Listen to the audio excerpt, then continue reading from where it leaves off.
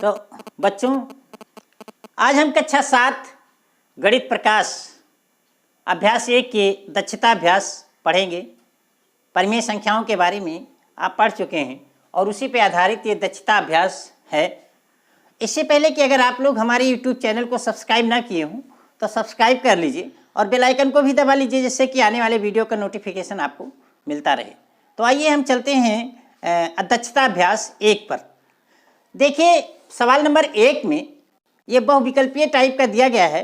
कुछ प्रश्न पूछे गए हैं, उसमें 4 उत्तर दिए गए हैं और सही उत्तर आपको बताना है। तो देखिए, पहले का का में देखिए क्या कहा गया है कि किसी परिमेय संख्या के समतुल्य परिमेय संख्याएं होती हैं। मतलब किसी भी परिमेय संख्या के समतुल्य कितनी परिमेय संख्याएं हो सकती हैं, या इस प्रश्न का मतलब यहाँ ये है। तो देखिए, विकल्प में दिया गया है 1 हो सकती है, 2 हो सकती है, 50 हो सकती है या अनंत हो सकती है। तो आप एक चीज बता दूं आपको कि किसी भी परिमेय संख्या के समतुल्य अनंत परिमेय संख्याएं हो सकती हैं। 1, 2 नहीं, अनंत परिमेय संख्याएं हो सकती हैं। तो इसलिए इसका चौथा विकल्प अनंत सही है। देखिए, खा दिया गया है कि परिमेय संख्या ऋण 16/80 का सरलतम रूप है। अब सरलतम रूप के बारे में आप पिछले अध्याय में पढ़ चुके हैं कि इसको हम सरल कर लेते हैं और मतलब ऐसी संख्याओं से दोनों में अंश और हर विभाग देते हैं, जिससे कि दोनों भाग हो जाएं, और उसके बाद जो इसका सबसे छोटा रूप मिलता है वो उसका सरलतम रूप होता है। देखिए, अब इसका सरलतम रूप अगर हम हल करें तो देखिए, ऋण 16/80 है। अगर 16 एकम 16, 16 पंचे 80, मतलब हम 16 से दोनों में हर और अंश में भाग दे देते हैं तो हमें 1/5 मिल जाता है। और चूंकि यहाँ ऋण दिया गया है तो ऋण 1/5, तो ऋण 1/5 जहाँ होगा वही इसका उत्तर होगा। तो देखिए, ऋण 1/5 आपका तीसरे विकल्प में दिया गया है, इसका मतलब ये तीसरा विकल्प सही है। अगला देखिए, देखिए कहा गया है कि परिमेय संख्या 40/25 का सरलतम रूप है। अब यहाँ देखिए, 40/25 को हल कर लेते हैं। तो देखिए, 40/25 है। अगर आप यहाँ 5 से अंश और हर में भाग दे देते हैं तो 8/5 इसका उत्तर हो जाता है। और देखिए, अंश हर में दोनों में एक ऋणात्मक है तो एक ऋण 8/5 भी हम लिख सकते हैं। तो इस प्रकार से ऋण 8/5 दूसरे विकल्प में दिया गया है, तो दूसरा विकल्प इसका सही है। अगला देखिए, कहा गया है कि 2 असमान परिमेय संख्याओं के बीच परिमेय संख्याएं होती हैं। इस प्रश्न का मतलब है कि अगर 2 असमान परिमेय संख्याएं हैं तो उसके बीच में कितनी परिमेय संख्याएं हो सकती हैं। तो इसका उत्तर होगा कि अनंत। किन्हीं भी 2 परिमेय संख्याओं के बीच में अनंत परिमेय संख्याएं होती, चाहे वो किन्हीं 2 असमान परिमेय संख्याओं के बीच में अनंत परिमेय संख्याएं हो सकती हैं। तो देखिए कि चूंकि अनंत इसमें विकल्प नंबर 3 में दिया गया है, तो इसका ये विकल्प नंबर 3 सही है। देखिए, सवाल नंबर 2 में कहा गया है कि निम्नांकित कथनों में सत्य और असत्य बताइए। ये कथन दिए गए हैं, इसमें यह बताना है कि कौन सत्य है और कौन कथन असत्य है। तो आइए हम विचार करते हैं एक एक कथन पे।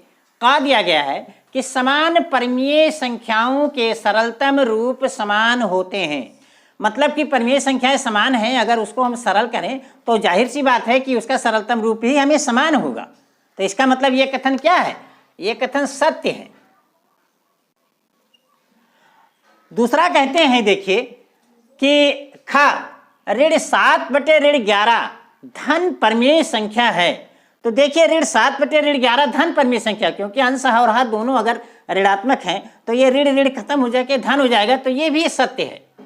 ये कथन भी सत्य है। और देखिए, ऋण 4/9 धन 4/9 धन परिमेय संख्या है। तो ये देखिए, 4/9 ये धन परिमेय संख्या नहीं है, क्योंकि दोनों में से अगर एक ऋणात्मक है तो ये परिमेय संख्या ऋणात्मक हो जाएगी। तो चूंकि कथन कहता है कि ये धन परिमेय संख्या है, तो ऐसा नहीं है, ये होगा आपका असत्य। अगला देखिए, कहते हैं कि 3/11 और ऋण 3/11 समान है। तो ये सही है, कि 3/11 और ऋण 3/11, मतलब कि दोनों में से अंश और हर में दोनों में से एक ऋणात्मक है, तो ये ऋणात्मक होगा, तो ये क्या हो जाएगा, सही है, सत्य।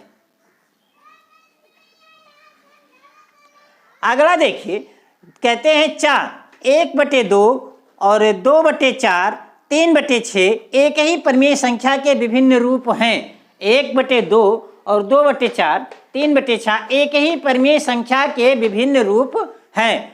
तो ये सही है। अगर इनको हम सरल करेंगे तो सबका सरलतम रूप हमें 1/2 ही मिलेगा। तो ये कथन क्या है, सत्य। अगला देखिए, ऋण 1/3, ऋण 2/6 और ऋण 3/9 विभिन्न परिमेय संख्याएं हैं। ये कथन असत्य है, क्योंकि यहां देखिए कि ये एक ही संख्याओं के रूप हैं, विभिन्न रूप हैं, मतलब इस एक ही संख्या के सरलतम रूप हैं। तो ये कथन असत्य है।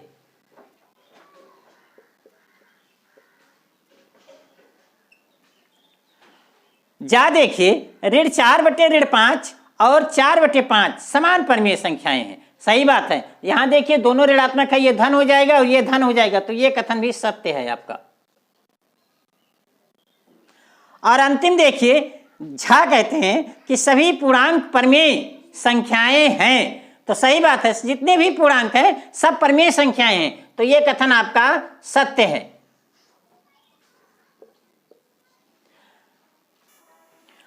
देखिए उसी सत्य असत्य वाले में अगला है आपका ट, सभी परिमेय संख्याएं पूर्णांक होती हैं। तो ये असत्य है, क्योंकि सभी परिमेय संख्याएं पूर्णांक नहीं होती हैं। सभी पूर्णांक तो परिमेय संख्या होती है, लेकिन सभी परिमेय संख्याएं पूर्णांक नहीं होती। जैसे देखिए 2/5, अब 2/5 आपका परिमेय संख्या तो है लेकिन पूर्णांक नहीं है। 7/9, अब 7/9 ये परिमेय संख्या तो है लेकिन पूर्णांक नहीं है। तो इसलिए सभी परिमेय संख्याएं पूर्णांक होती हैं, ये असत्य है।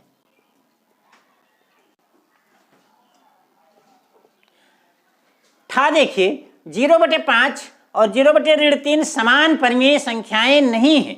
तो ये गलत है, क्योंकि 0 में हम किसी से भाग करेंगे तो हमें 0 प्राप्त होगा। तो इसका मतलब कि 0/5 ये बराबर भी 0 हो जाएगा और 0/3 ये बराबर भी 0 हो जाएगा। और जब इनका भागफल 0 है, इनका सरलतम रूप 0 है, तो ये परिमेय संख्याएं समान परिमेय संख्याएं हैं। तो ये कथन भी असत्य है। और सत्य और असत्य कथन का अंतिम पार्ट डाल दिया गया है कि दो असमान परिमेय संख्याओं के बीच अनंत परिमेय संख्याएं होती हैं। तो ये सही है, किन्हीं दो असमान परिमेय संख्याओं को ले लीजिए तो उनके बीच में अनंत परिमेय संख्याएं होती हैं। तो ये कथन भी आपका सत्य है।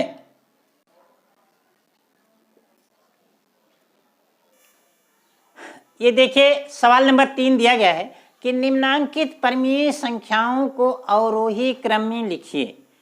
अब इसमें 4 पार्ट दिए गए हैं। इसमें पहला पार्ट का हम देखते हैं। का दिया गया है 2/5, 4/7, 5/9 और 1/6 ये दिया गया है।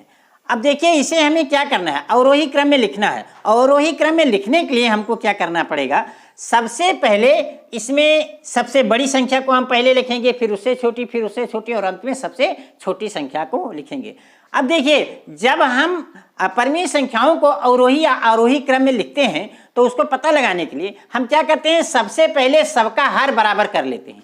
यदि हर बराबर है तो अंश जो बड़ा होगा वो गिनती बड़ी हो जाएगी, जो छोटा होगा वो परिमेय संख्या छोटी हो जाएगी। लेकिन चूंकि यहाँ हर बराबर है नहीं तो हम क्या करेंगे, हर बराबर करेंगे। और हर बराबर करने के लिए क्या करेंगे, हर का हम लघुत्तम लेंगे, लासा। अब देखिए 5, 7, 9 और 6 का अगर हम लासा निकालते हैं तो यहाँ देखिए हमको 630 मिलता है। अब जाहिर सी बात है कि सबके हर को हमें 630 बनाना है। अब देखिए अगर 5 को हमें 630 बनाना है तो 106 से गुणा करना पड़ेगा। तो 106 से हमने हर में गुणा किया तो अंश में भी गुणा करना पड़ेगा। ठीक इसी प्रकार से यहाँ हमें अगर 630 बनाना है तो 90 से गुणा करना पड़ेगा, तो 90 से हमें हर में करना पड़ेगा तो अंश में करना पड़ेगा। इसी प्रकार से 70 से हमें हर में करना पड़ेगा तो अंश में भी करना पड़ेगा। और इसी प्रकार से 105 से हर में करना पड़ेगा तो अंश में करना पड़ेगा। और इस प्रकार से गुणा करने पर नीचे देखिए सभी के हर 630 बन गए। और हर जब 630 बन गए तो ऊपर गुणा कर लीजिए, 106 गुणी 212 हो गया। 90 में 4 से गुणा करेंगे 360 हो जाएगा। 70 में 5 से गुणा करेंगे 350 हो जाएगा। और 105 में 1 से गुणा करेंगे 105 हो जाएगा। अब देखिए हर सभी का बराबर हो गया, तो हर सभी का बराबर हो गया तो अंश की तुलना कर लीजिए। अंश जो सबसे बड़ा होगा वो सबसे बड़ा गिनती होगी और वही हमें सबसे पहले लिख देना है। तो देखिए देखते हैं कि अंश में 360 सबसे बड़ा है, तो जाहिर सी बात है 360 सबसे बड़ा है, तो ये पूरी 360 बटे 630 सबसे बड़ी होगी। इससे छोटा है आपका 350 है, तो 350 में से 630 उससे छोटी होगी। और उससे छोटा आपका 212 है, तो 212 बटे 630 उससे छोटी होगी। और सबसे छोटी 105 बटे 630 होगी। अब देखिए यहाँ एक चीज़ और आपको ध्यान देना है, इसको हम क्रम में तो लगा लिया, लेकिन ये संख्या हमें कहाँ से मिली है? हमको तो इसको लगाना था ना परिमेय क्या नाम से, अवरोही और आरोही क्रम में। तो ये संख्या हमको कहाँ से मिली है? तो अगर आप देखते हैं कि 360 बटे 630 हम 4/7 को हल करने पर मिली थी, तो ये पहली संख्या 4/7 हो जाएगी।